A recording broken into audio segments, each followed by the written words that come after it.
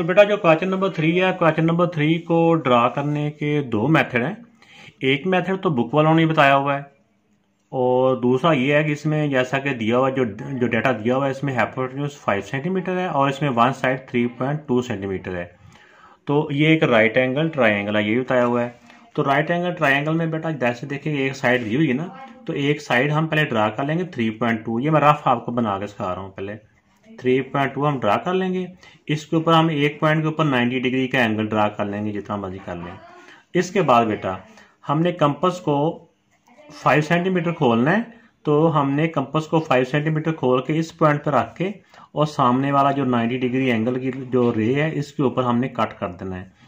जहाँ कहीं भी कट हो रही होगी तो उसको इसके साथ मिला देंगे, तो ये हाइपोटेन्यूज हमारा 5 सेंटीमीटर हो जाएगा और ये राइट एंगल ट्राइंगल बन जाएगा। एक तो ये हो गया मेथड। दूसरा मेथड ये है, जैसे कि बुक ने वालों ने क्वेश्चन के अंदर भी हिंट दिया हुआ है कि एक सेमी सर्कल बनाओ और इस तरह करके इसका आप राइट एंगल ट्राइंगल बनानी है। तो दूसरा चाहे सेमी सर्कल हो या एक पूरा सर्कल हो, लेकिन बात इसमें जो कर रहे हैं ना वो इसके डायमीटर की है। तो अगर हम एक साइड ही ले लेते हैं, अगर सेमी सर्कल की आप बात समझ लें, चाहे ऊपर का हाफ सर्कल या नीचे का हाफ सर्कल, लेकिन जो डायामीटर हो, डायामीटर वो लाइन होती है जो इसके सेंटर से गुजर रही हो। तो जो डायामीटर के दोनों किनारे होते हैं ना, दोनों एंड होते हैं, उन एंड से किसी भी जगह पे आप इस आर्क के ऊपर, सर्कल के ऊपर कोई पॉइंट ले लें, चाहे यहाँ पे ले लें, यहाँ पे ले लें, यहाँ पे ले लें। मिसाल के तौर पे यही पॉइंट मैं ले लेता हूँ। अब डायामीटर के दोनों पॉइंट को ना आप इस पॉइंट के साथ मिला दें, इधर भी और इधर भी। तो ये हमेशा 90 डिग्री एंगल बनेगा। ये एक रूल है। चाहे आप पॉइंट यहाँ पे ले लें, अब मैं कलर पेन का चेंज कर लेता हूँ ताकि और आपको समझ लगे ये लहदा है।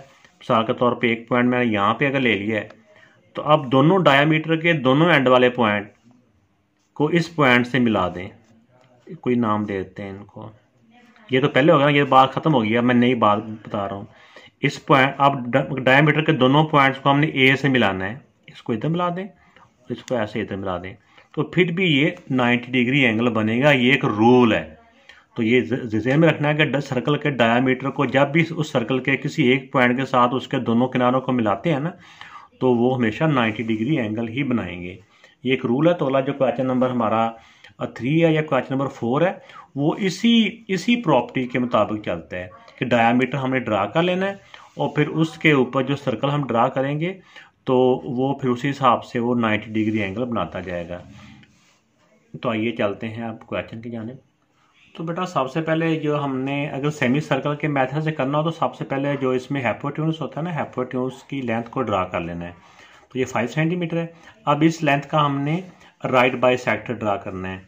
राइट बाइसेक्टर ड्रा करने के लिए कंपास को हाफ से ज़्यादा खोल लेना होता है और एक आर्क ऊपर और दूसरी आर्क नीचे ड्रा कर लेनी है।